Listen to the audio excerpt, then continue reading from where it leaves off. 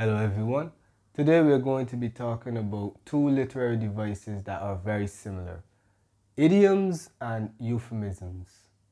Now let's start with idioms.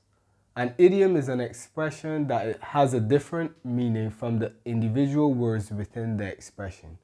So we have an expression that may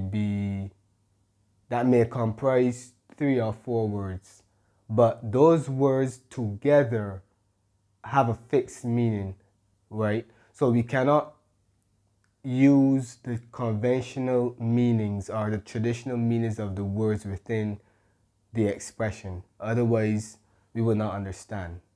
Because when it comes to idioms, those words together will express a certain concept or what have you, or idea, right?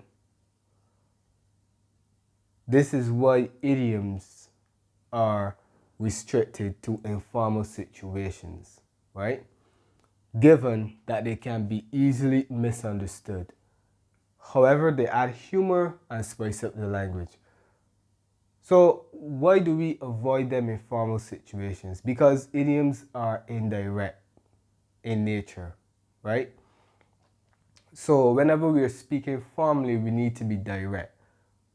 Moreover, if we are speaking to persons who do not speak English as a first language, they will not understand idioms because idioms require a certain degree of mastery of the English language in order to grasp. Therefore, they would struggle with idioms because you must remember that when it comes to idioms, the words within the expression do not conform to their traditional meanings. So it will be difficult for someone who does not speak English as a first language to understand them, right? Even some idioms may be challenging for native speakers. So that's my point, right? But they add humor because many times when we look at idioms, we are puzzled, excuse me, we are puzzled because we are trying to find the connection between the ideas, like what does X have to do with Y, right? And then you'll see this once we get to the examples. And they spice up the language. They make it sound, and let's say we want to create a less formal tone, we can use some idioms to help with that. So yes, but once again, context is key, right? Examples. 1. Under the weather. That means not feeling well. Do you take it means that I am under the sun, under the rain, under the snow? No. You may ask yourselves, well, what does weather have to do with that? So once again, it's an idiom. So we cannot look at the conventional meanings of the words. We can't do that. Otherwise, we will miss the point. So this expression, these words together means that you are sick, or they express sickness. 2. Beat around the bush to avoid saying something, right? Has nothing to do with you physically hitting the bush. No. We use that expression when we want to express that someone avoids getting to the point or getting to the crux of the matter. We will say that person beats around the bush. 3.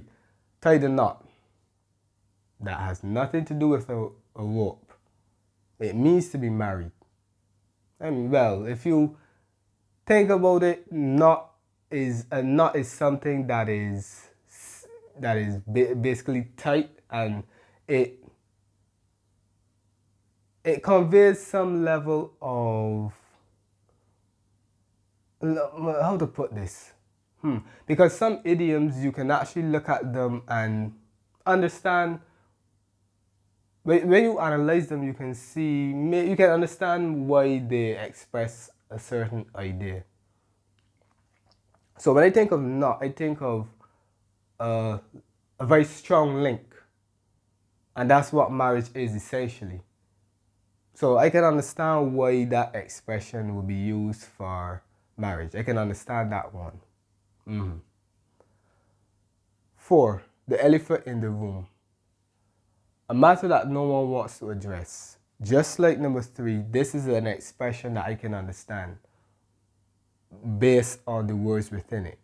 So when we say the elephant in the room, we're not talking about an elephant being inside of a room. We're talking about a matter that no one wants to talk about, but it is an issue that is very, very pressing, or is an issue that must be addressed, but no one wants to talk about it. An elephant is a very big animal, right? So the elephant in this case is going to be the symbol. Is going to symbolize the problem because it's so big, right? And nobody wants to talk about it. So I can understand why this expression would mean that. I can understand that. These two expressions, if you look at them carefully, you can understand why they express those meanings, right? Now, let's move on to euphemisms. So a euphemism is a polite expression that is used to refer to topics which persons may find upsetting or embarrassing to talk about. An example of a topic is death. So just like an idiom, right? Just like an idiom, we have an expression that is going to be comprised of words that do not conform to their traditional meanings. The only difference between an idiom and a euphemism is that a euphemism is used to talk about taboo topics. Topics that people find very uncomfortable. But idioms are used more generally. Okay? So a euphemism is a type of idiom.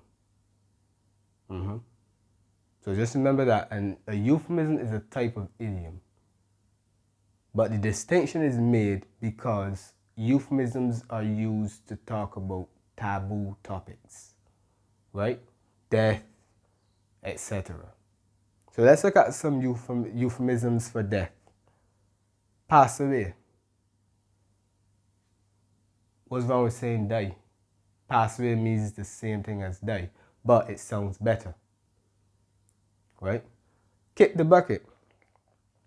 It has nothing to do with kicking a bucket, right? Unemployment. Between jobs, out of a job. Yep. Sexual intercourse. Getting laid, making love. I'm sure you would have heard many of these expressions before. That's right. Along with the expressions that we would have seen under the topic of idioms. And there are many more. But of course, for the sake of this lesson, we just need to concentrate on a few just so that you get the idea, right? So an idiom is going to be an expression that is comprised of words that do not conform to their traditional meaning. These words, when used together, express a different meaning or a fixed meaning, right? A euphemism, on the other hand, is an expression that is comprised of many of words that also do not conform to their traditional meanings, but these words together express a fixed meaning, but they are used to talk about taboo topics, right? So that would be the difference. Okay, so this brings us to the end of this lesson. I hope that you have enjoyed it. Thanks for watching and see you in the next one.